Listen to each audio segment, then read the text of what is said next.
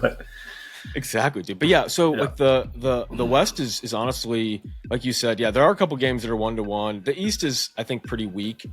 I think what we think is going to happen out there is going to happen. But yeah, I think I'm most excited about that Denver series, man. That game the other night was so thrilling with Kawhi, and Josh unfortunately definitely told us up there this won't go in the podcast. Kawhi had a great game, but it was one game. The series is tied 1-1. Yes, they won one on the road. Okay, I give them credit because that's what you got to do. You got to win one on the road. But again, let's just see what we get the rest of the series. Again, I just feel like here's the thing. The reason why I thought Kawhi was good with Toronto is because I think he had more pieces around him. I thought in San Antonio he had more pieces around him, and it allowed him to be really great without all the attention. What do you think they're going to do in games 3 and 4? They're going to put the attention on him and make everybody else beat him.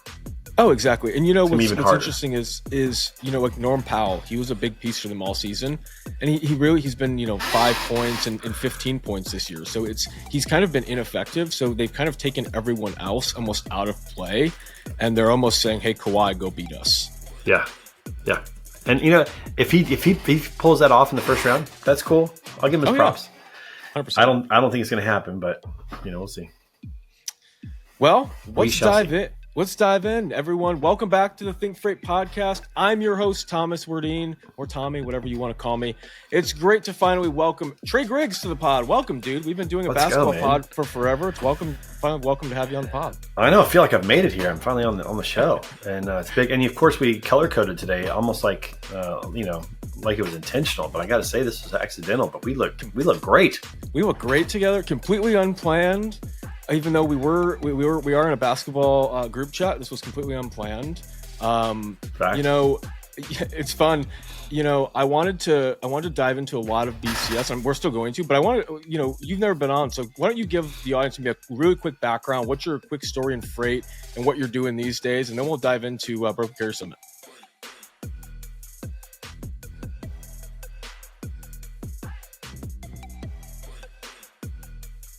TMS.ai is the next generation transportation management system from RoseRocket, one of the most awarded and respected logistics tech companies in North America.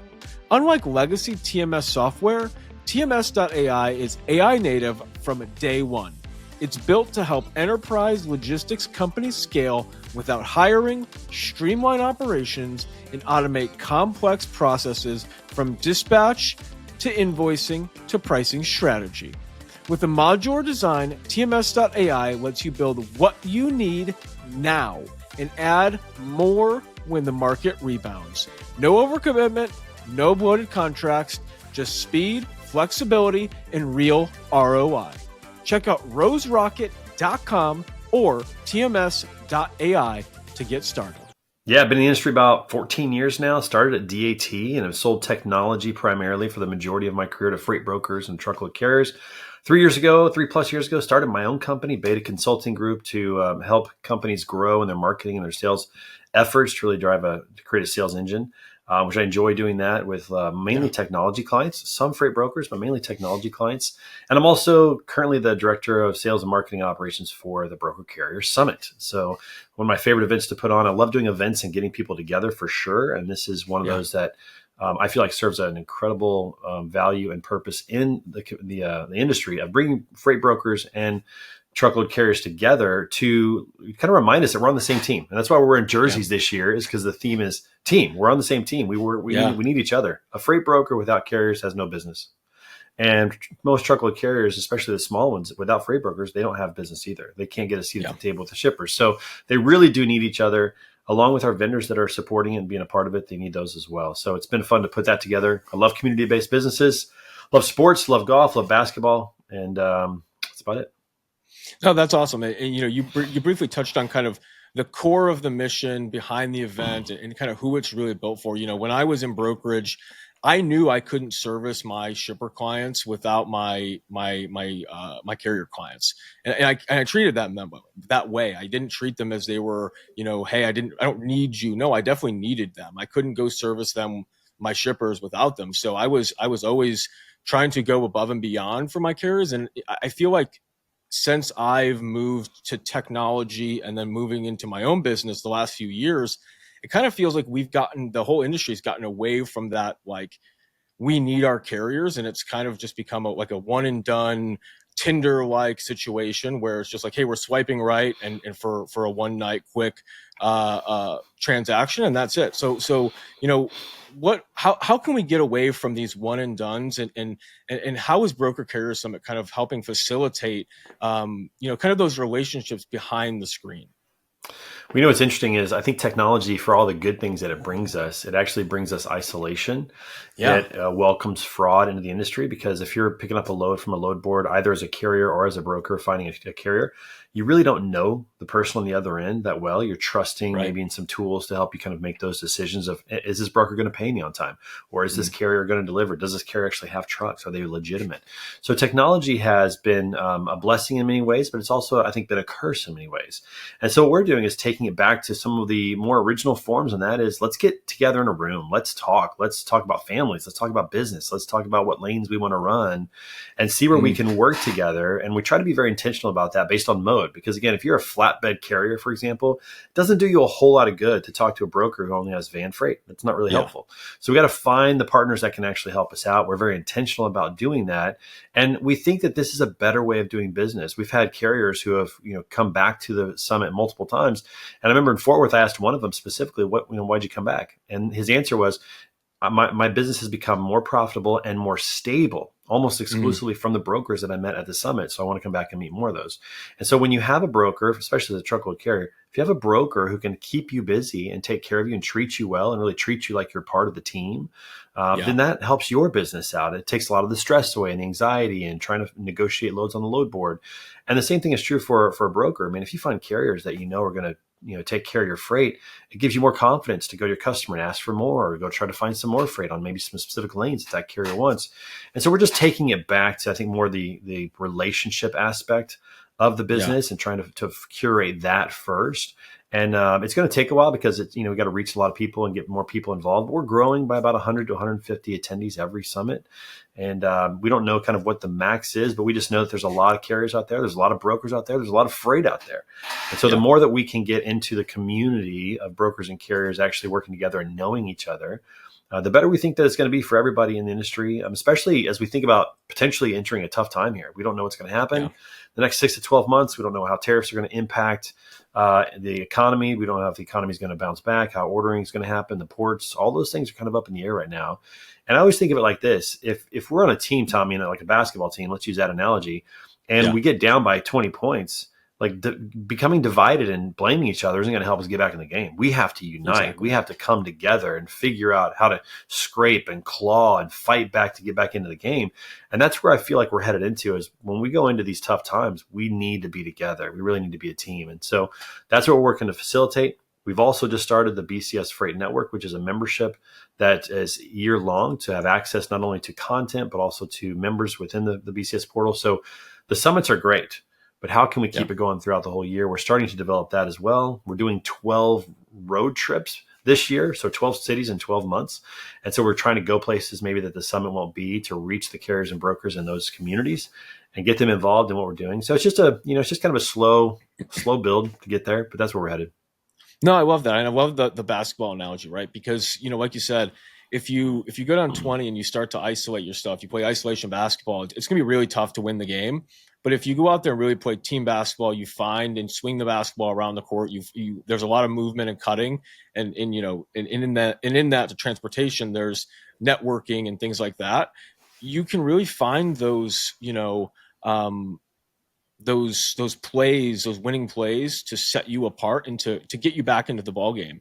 And I think that's really, really unique. And going on these like road trips, I think, is really cool too. I don't see any other events, saying, hey, why don't we focus on doing these smaller events within bigger events, or even doing a smaller, little after hours and parties like that, so that you can spread the message and have a more personal feel. And I think that's really, really important, because I go to a lot of freight events. A lot of people give me feedback from different, freight events, and they tell me a lot feel very corporate. They feel very vendor heavy, but Broker Carrier Summit feels a lot more personal. Why do you think that is? How do you guys think that you've managed to make it feel so much more different than every other freight conference?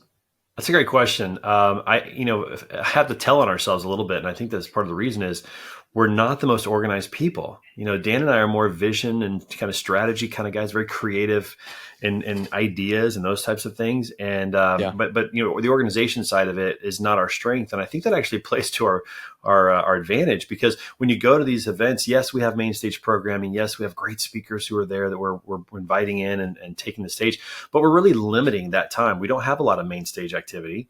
We have more breakout sessions. We have more networking opportunities and more organic times. Like if you spend your entire time at the bar at the Broker Carrier Summit and meeting people, do it. Like that's a great thing. We have no problem with that. It doesn't offend us at all. If you're out in the hallway having conversations, meeting people, and that's been really fruitful for you, that's awesome. If you want to come in and hear the main stage speakers that go to the breakout sessions and get some education or have those conversations, that's great too. And so I think our lack of organizational skill might be playing to our advantage here, because everything gets pretty organic. And when you put adults in a room, they know what to do, and they've got their agenda. They know what's important to them. And I don't think that people in general want to come to an event and just be spoken at the whole time. I think they want to come and participate.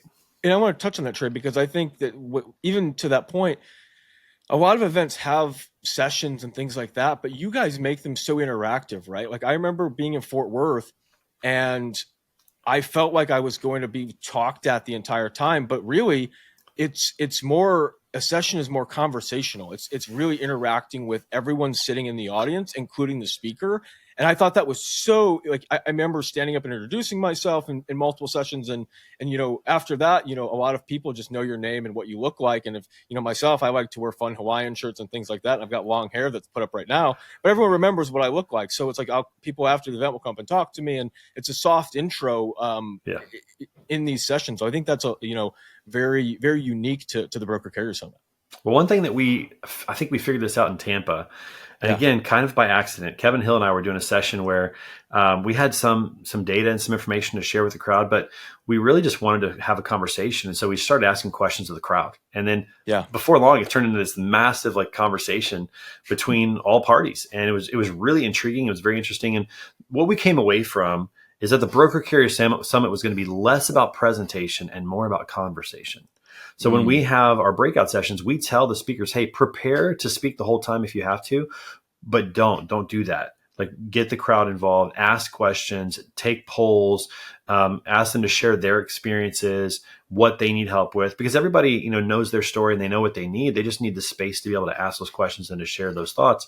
And so we've just made a really conscious effort to be about less presentation and more conversation at the summit. And I think that, again, you put people in a room, they don't want to be spoken at. They want to have a conversation with. And that's, again, what we're trying to facilitate. So far, it's worked. We try to be very sensitive to what our attendees want. For example, in Fort Worth, you'll remember this, the breakout sessions were 50 minutes long, and everybody in the surveys agreed that was too short, which was like, okay, how long do you want?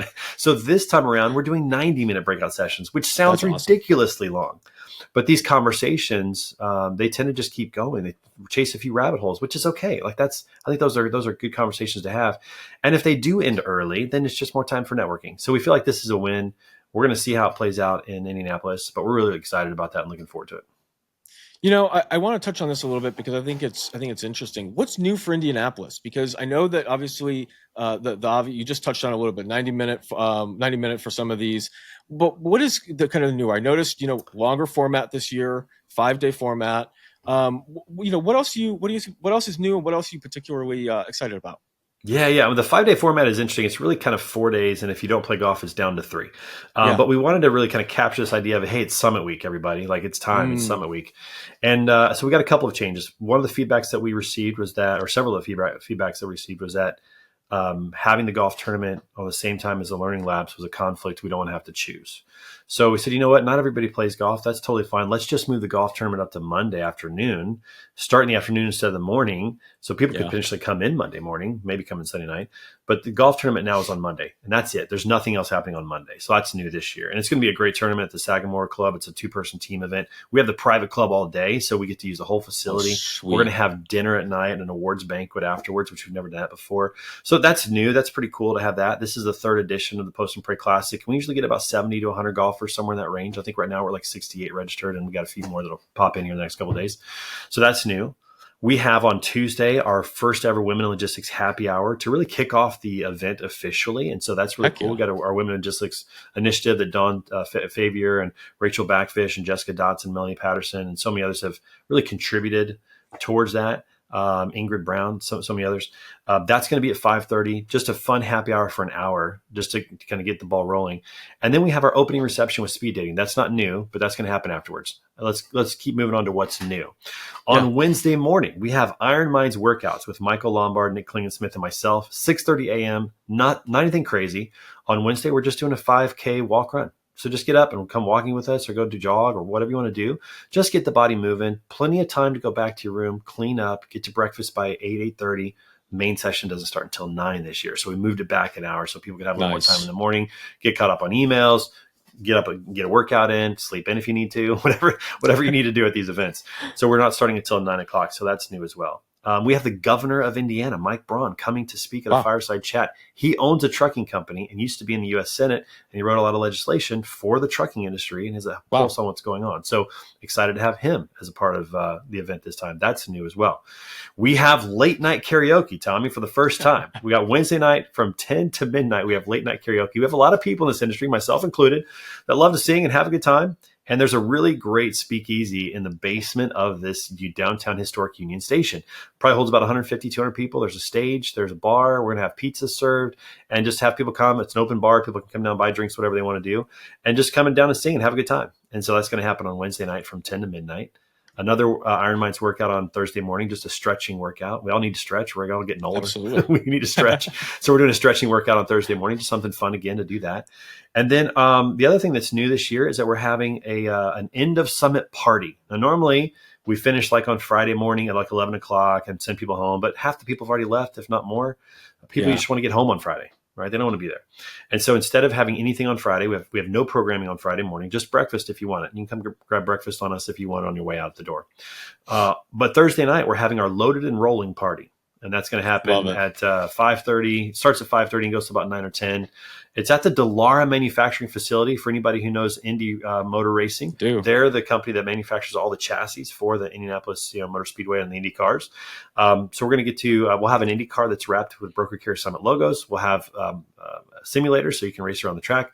And I think they'll actually do track tours if you get there early enough. So I think if you get on the first couple buses over there, you can actually get a ride around the track, which would be pretty cool.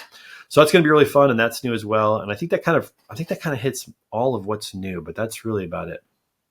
No, that's a lot of new stuff, and I'm even more excited than I was coming into the conversation, because I didn't know about some of these. I know I've seen some posts of some wrapped cars and stuff like that, but yeah, I think that's really cool, and I think that's going to drive a lot of fun and different conversations, right? Because the biggest impact for all of us is that broker carrier dynamic. We're hoping to continuously push that, continuously build those relationships and help foster that environment. And at Broker Carrier Summit, I think that what's awesome, and what I got a lot of feedback from last year as well, was a lot of these conversations very quickly moved beyond the typical surface level conversation. It was, within a few weeks, some of these, like you said, I think a couple carriers keep coming back because they keep expanding their business. It's because, these relationships move forward so quickly. A lot of times, especially this time of year, we're bidding on Q3, Q4 freight. We're getting our carrier partners in line. We're saying, hey, what do you think the market's going to look like? And obviously right now, none of us know. So going into, being able to have these conversations with everyone, get everyone's kind of opinion and kind of figure out, hey, where can we all go from here, and how can we all help each other win going into an environment that is so unknown is so important. Yeah, it really is. And it's crazy because one of the things we didn't talk about, because it's not new, but it's one of the most popular events that we do at the summit, is our luncheon lanes. And so we have lunch on Wednesday and on Thursday, and we break it up by mode. So if you have a van, trailer, go into the van room for lunch and meet freight brokers that have van freight. And those conversations become much more meaningful when you get in the right room with the right people. And we've seen multiple times, I'm talking like several instances in both summits since Kansas City and Fort Worth when we started this, where carriers have reported to us that they have already received loads from brokers at the summit because of luncheon transportation lanes. And so those conversations do move pretty fast. And when you're in the right room with the right people who can help each other out, they talk about life, they talk about, family and how they started their business. And then it's like, okay, what lanes do you want to work? What lanes do you like to work? We actually have freight on that lane. Let's try it out. Let's work together. And again, it serves both purposes. I mean, a broker that finds a carrier that can work more on a dedicated basis that they can trust just gives them more confidence to go back to their customer and get more freight and to know that those lanes are going to be taken care of. What do you think is maybe one topic that deserves more attention at some of these events, but rarely gets talked about? I think we're always talking about kind of those typical AIs and those kind of buzzwordy things that are going on. But what's maybe something that doesn't get talked about as much?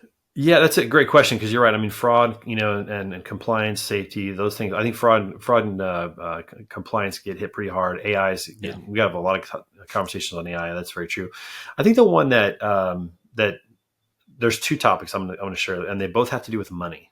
Because at the end of the day, that's really important. I mean, cash flow in your business is the lifeblood of your business. And for a lot of freight brokers, they're floating a lot of cash. Cash flow is very difficult. I mean, if you're paying your carriers and, in 5 to 10 days, 20 days at the most, but then you're not getting paid for 90 to 120 days, how do you manage that?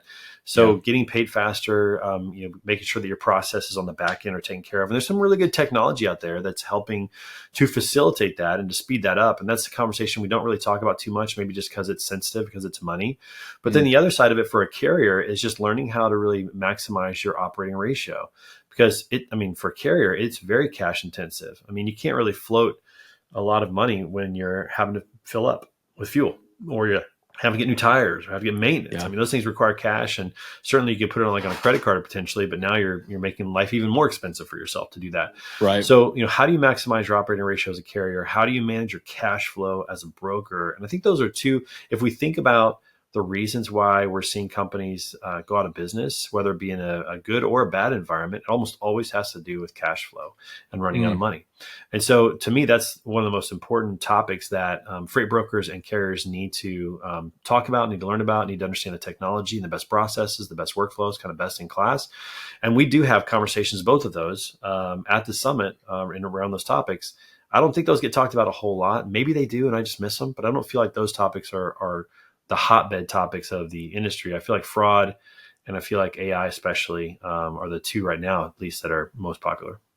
Yeah, those definitely get talked about a ton, but what you guys are talking about, it doesn't get talked about nearly enough, talking about the money aspect of it. I mean, we talk about, factoring and kind of those impacts, but not the actual real money side of things. And I think that's genuinely very important to talk about. And I think that, one thing that, maybe could be a future BCS topic is claims and how those are dealt with on both the carrier and broker side. I know that I remember being at TQL and not having a very clear understanding of that process, other than, hey, I have a claims department and a claims team, and I forward them information. I tell them what happened in an email, and I don't ever really hear from it again. But in reality, when I went to a startup and we were starting our own brokerage, there's a hell of a lot more to claims. And if you're going out for your first time, or you're a carrier starting up for your first time, those may be things that you don't understand or don't have a very clear understanding of what that process is like as well. Yeah, I think that's another good one. Claims is definitely a hotbed topic right now. And it's interesting because there's not a lot of technology to help out with claims. We're seeing some emerge from that. Yep. But what's interesting is that especially these LTL carriers, they don't really want to play nice with these technologies because they don't want to process the claims. They don't want it to work better and more efficiently. So that's definitely a topic that doesn't get talked about very much. I think another one that we're talking about as well is really how to build a brand and a culture for your company.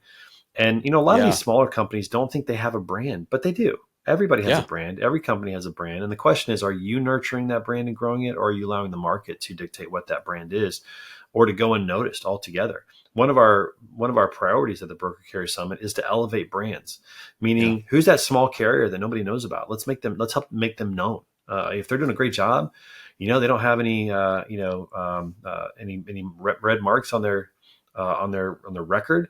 They've been running for 9 to 18 months, so maybe they're new. Okay, I get it, but everybody's got to start somewhere. How can we elevate those brands and make them visible, or bring up some of the issues that people are talking about? Another one, we hear this a lot, is the conversations around inspections, which, you know what, this is something I missed. This is actually new also this year.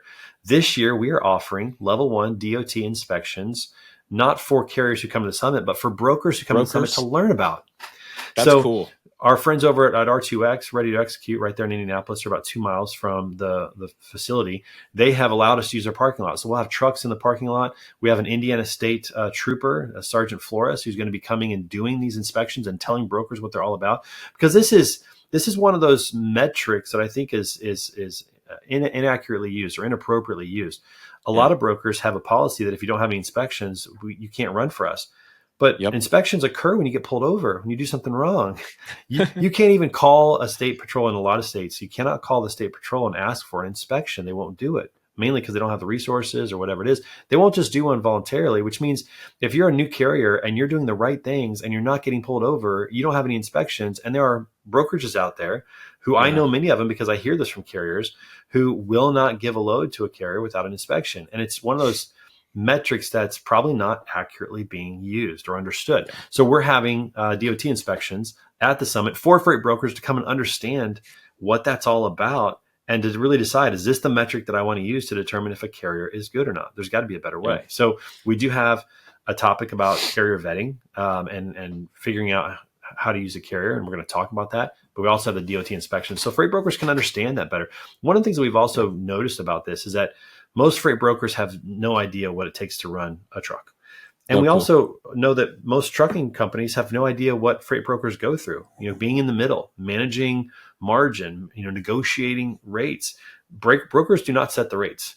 They negotiate them, but they do not set them. The market sets the rates. It happens in every business. If you have too many carriers, then the rates go down. If you don't have enough carriers, the rates go up. Brokers don't have much to do with that. That's one metric. If the freight volumes go way up, the rates go up. If the freight volumes come down, rates go down. So there's these economic factors, and brokers have to navigate that. They have to have a pulse on that to make sure that they make money and they stay in business as well, because they're the outsourced sales arm for a lot of these carriers. Absolutely. They have to make money. And if a broker thinks that 15% margin or 20% margin is too much or if a carrier thinks that's too much for a broker to make, imagine what you're going to pay your salespeople. The average commission for a salesperson, if you look at the revenue versus what they get, is somewhere between 10 and 20%. So if they bring in $100, you're going to pay them, 10 to 20 bucks for that as a salesperson. That's what a broker is. They're your sales team. They're your sales team. They have to make money to stay in business, to keep you in business, to keep you going. So it's just understanding these dynamics across the aisle, we'll say. And again, coming up with this feeling that we're on the same team. We're just in different departments, but we're on the same team. We have to have each other to survive and to stay alive in this thing. Something I want to touch on that you touched on a second ago was, talking about building, their brands. And I think that's really important. I remember last year's, I believe it was the dedicated Freight Lab with Adam Wingfield and Justin Liu. Man, those guys talk. I mean, I remember Adam talking about, don't tell brokers or shippers, you're a small carrier, you're a boutique carrier, you're a niche carrier. Because honestly, that is the truth. Like, how do you talk about yourself? It's all about how you talk about yourself. It's all about how you build that culture within yourself too. Because it's also, if you believe that you are a tiny tiny carrier that doesn't have anything to offer to a shipper, then when you go into a meeting with a shipper, they're going to feel that. They're going to know, you're going to sound that way. That's right. You're going to sound that way. And when you go into it saying, hey, I know my stuff. I know we can bring you some value, Mr. Shipper, Mr. Broker. It's a lot easier of a conversation, and they respect it a lot more, and it brings you a lot more value too. Yeah, it's funny you bring up Adam Wingfield and his learning lab. So you'll probably remember this as well if you were in that lab. He didn't have enough time. He didn't get to like 300 slides. I mean, it's crazy how much information he wanted to share. And so this year we're like, Adam, how much time do you want? He's like, man, I can do all day. I'm like, well, how about 4 hours? Can we try 4 hours this time? So he's actually doing a 4-hour learning lab this time. Everyone else is doing a 2-hour learning lab, but he gets 4 because he had so much information. So again, we'll see how it goes. That's important. I think it's important though, because there was so much information, but the way he engaged with the audience too, it was getting audience questions, engaging with them and saying, hey, who are the smaller boutique carriers that are out there? How can we, make you sound better? How can we, and it was a lot of live action, like kind of like live role-playing stuff too. And I thought that was so unique and so valuable to the carriers in the room and to the brokers in the room. I think that's invaluable information, even if you're a broker who's trying to go out there and build your company, or just understand what these shippers or these carriers are also going through and what they're looking for. Yeah, it is. And so again, we're just going to try it out. And I think that's the best thing about creating an event or just creating anything is that you can kind of do what you want. We're just going to try stuff out and see what happens. And we're not afraid to admit that, that we're just figuring this stuff out. But again, I think that, you go back to your initial question of like, how has this grown? I think people appreciate the fact that we're just authentic about who we are, what we're good at, what we're not good at, what we're trying to figure out. We're taking in, advice and feedback and just trying to make it better. And, some of these things we'll hit home run with this time, and some of these things we might strike out, and we'll just evaluate it and see if we need to take another swing or just let it go, for the next one. So we'll see. No, exactly. You kind of tailor and change as the conversations and what your attendees are looking for, right? So I think that's the best. You guys really listen to your audience and what they're looking for with these events. Yeah, and when you're willing to admit that you don't know everything, you don't know what you're doing sometimes, people are often very willing to help out and give their advice and give their thoughts, and you're open to change. Like here's another, this is new too. I didn't mention this. We were at the bar in Fort Worth at the Werdine, and I had the chance to talk to Matt Silver from Cargado, who's, very creative mind, innovator, is very successful in creating businesses and technology in particular. And he said, hey, have you guys ever thought about doing double-sided badges? And I was like, no. And he goes, you should do that. He goes, it's miserable when the badge is flipped over and you don't know who you're talking to, and you just don't have to. I was like, that's genius. I can't believe I haven't thought of that before. That's a really smart thing. So we're doing double-sided badges. So I love it. It costs smart. More money. It probably, people don't want to know what the extra cost is just to have a second side printed on a badge. It's crazy, but it's one of those little value things that we think is going to matter. Hopefully people will recognize it, but it was one of those things that Matt just mentioned. He's like, hey, have you guys thought about doing this? And I was like, man, that's genius. That's going to set us apart, because you go to any other conference and if it gets flipped over, it's awkward to flip somebody's badge over, and it's awkward to maybe not see their name or to not know where they're from or to not, It's my biggest pet peeve is when my badge is turned and someone goes to touch and turn my badge around. I get it. You want to know? I get it. You want to know who I am? You can just ask. That shouldn't happen anymore. Right. That shouldn't happen anymore. No more turning anybody else's badge. I love it. That's a game changer, and that's why you should attend BCS for every single event going. You'll never have to flip your badge over, ever. No one has to touch you, and exactly, no one's going to be touching your badge. No one's going to invade your personal space to find out what your name is. So again, it's just like, getting these ideas and being open to those ideas, and trying to act on them as much as possible. That's what we're trying to do. And again, I think people appreciate that, and they they want to be a part of that. They feel like they kind of own it a little bit. And Matt's going to feel like that's his thing. He's going to probably walk around and tell everybody, hey, that was my idea. And exactly. He should. It's his idea. He should. Matt, if you're watching this, man, you should totally take credit for that. In fact, I may have to do a shout out from the main stage and have a little fun with it when we open up. So absolutely.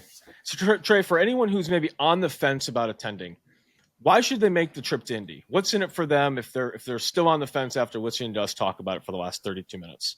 Well, I'm going to speak specifically to carriers first, and then brokers second. And that is, There's no other conference you're going to go to where you're going to walk away with new opportunities to make money and become more stable. You go to a trucking conference, it's great. You might learn about, how to chrome out your truck, or the newest insurance platform, or what Congress is, working through from a lobbying perspective. Those are all great things, but they're not going to make you any more money in doing that. You come to the Broker Carrier Summit, you meet brokers who are doing things the right way, who are going to, answer the phone when you call at 7:00 at night when you need help. Who are going to want to help you grow your business, because they know that's how they grow their businesses when you grow. You're going to meet the right people. And in business so much, it's all about who you meet. If you're dependent upon load boards, and again, I'm not trying to throw shade at load boards. There's a place for load boards. But if you're dependent upon load boards for the survival of your business, you're in trouble. You're in a bad spot. And so you need to have these partnerships. Imagine if rates continue to dip. Who knows what's going to happen in the next 6 months? Wouldn't it be nice to have a broker who has solid freight, who can keep you running with decent rates to help you survive, who want you to survive, and who's really looking out for your best interest? That's what you're going to find at the Broker Carrier Summit. You're not going to find that anywhere else. It is worth a couple of days pulling your truck off the road to do that. We're working really hard to make it easy. carriers pay the lowest registration price. We have free truck parking from our friends over at truckparkingclub.com. And this year we're trying something new. We'll see if it works out. It'll be better for Orlando, but we have asked our brokers to submit the loads that they think they'll have going to Indy or leaving Indy. And the carriers can call and try to get a load to or from to make a little money on their way there. We're trying to make it super easy for them to say yes. It is worth a couple of days to have a better year and potentially better several years moving forward. For the brokers, I'll say the same thing. Like, the most of the carriers that brokers use are 10 trucks or less. That's who they use. But they're finding them on the load boards. They don't know if they're good. They don't know if they're being honest about their truck breaking down or being on time or what they're doing. They don't even know if they have a truck half the time because, like fraud is such a big deal and the scammers out there. Spot on. Yeah. But if somebody comes to the Broker Carrier Summit, if a carrier comes to the summit, they're doing the right things. They're not the scumbags. Like we say, we're the certified non-scumbag tour around here. Like the scumbags are not paying to come to Indy. They're not. The carriers who want to do a good job and who want great business, they're the ones that are coming. So from a brokerage perspective, send your carrier sales rep, send your director of operations, meet these carriers, find business for them, and shore up your carrier base with people you actually know, people you can sit down and have a meal with, shake hands, and know. And I guarantee you, when you give them a load, they're going to treat it differently because now there's a relationship that's there. They want to help you out. They don't want to let you down. That's why they should come to the summit, is because it is worth a couple of days of your time to meet the right business partners to make sure that your business flourishes in 2025. Absolutely. Trey, I've got quick rapid fire questions for you and then we'll wrap. Let's do it. Most underrated freight city for a conference. Ooh, that's a tough one. I'm going to say Pittsburgh. I love Pittsburgh. Okay. Pittsburgh has some really good brokerages and some carriers up there. Yeah. But it's kind of tucked away a little bit in the Northeast. You don't hear about it. It doesn't get much play. It's a great city. It's a beautiful city. My goodness, like some beautiful places up there. I love that. I'm gonna go Pittsburgh. I'm gonna say slightly closer, actually very close to Pittsburgh, Cincinnati, Ohio. That'd be a good one. I'd even throw Cleveland in there. Cleveland doesn't get a lot of play, but it's a beautiful city, man. I love Cleveland. Cleveland's a wonderful place. That whole kind of that Lake Erie vibe we got going here. Man. It's so good. Go to karaoke song at a Logistics Happy Hour. Oh, well, for me, I always start every karaoke session with Humpty Dance from Digital Underground. Love it. That's my song. I don't know why. I know all the words. It's fun. It's got a good beat. It gets people moving. They don't expect some little short white guy up there rocking it. I even try to sound like Digital Underground. I mean, I'm into it, man. That's my go-to. Most ridiculous buzzword in freight right now. Oh man. AI driven. I'm just going to throw that out there. I think that every technology company uses the words AI driven, and I'm convinced some of them their technology has nothing to do with AI. I mean, it's like a marketing ploy. They have to say it, or they have to state to somehow get, I guess, validity. I don't know, but I hear that a lot. I'm going to go that route. What's one guest you'd love to see on stage at the Broker Carrier Summit next year, dead or alive, freight or not? Vivek Ramaswamy. Love it. Why? Yeah, I think he has a lot of practical, common sense solutions. I think he understands the value of supply chains. He's really smart. I saw his valedictorian speech. He was a valedictorian of his high school, and it sounded like he was already, a politician. Just the way he spoke, but he didn't speak like he spoke like a practical, common sense politician. And so I'd love to see him on stage. I think that'd be really fun. I think the other people too is I really would love it if we could somehow get some of the legacy players. Like we had Andrew Silver a while back. Matt Silver's a part of it. Maybe his dad, Jeff Silver, could hit the stage. Kevin Nolan, maybe get him up on stage. That guy's just incredibly successful and done a lot of really good things. There's a couple people in there, but if I could shoot for the stars, I'd probably say like Vivek. Yeah. And he might be the governor of Ohio at that point. I don't know, whenever that happens. So we'll see. Hey, we'll have an event in Cincinnati and then invite him. Close enough. I mean, we got Governor Braun, and we're starting to make some inroads here. You never know. It'd be fun to see something like that happen. Brad Jacobs, get him on stage. Brad would be awesome. Brad would be great. Trey, thanks for coming on the show, man. Talking BCS, talking a little basketball, and at the beginning. If people want to come to the event, where can they register for the event next week? Very easy. Go to brokercarriersummit.com, click on the button to register, which is right there on the top fold of the website. Make sure you use coupon code BETA, BETA, and get 10% off. And then when you come up there, make sure you introduce yourself, shake my hand. I'd love to get to know you, and I promise I won't flip your badge. We'll have it. If you guys like today's podcast, make sure you give it a like and review. It helps us out a ton. Make sure you see Trey and myself. We'll both be at the Broker Carrier Summit. You will not need to flip our badge, and we will not need to flip your badge. Don't forget, we do drop 3 weekly newsletters, thinkfreight.io, Monday, Wednesday, and Friday. We'll catch you guys in the next episode, and don't forget to think freight.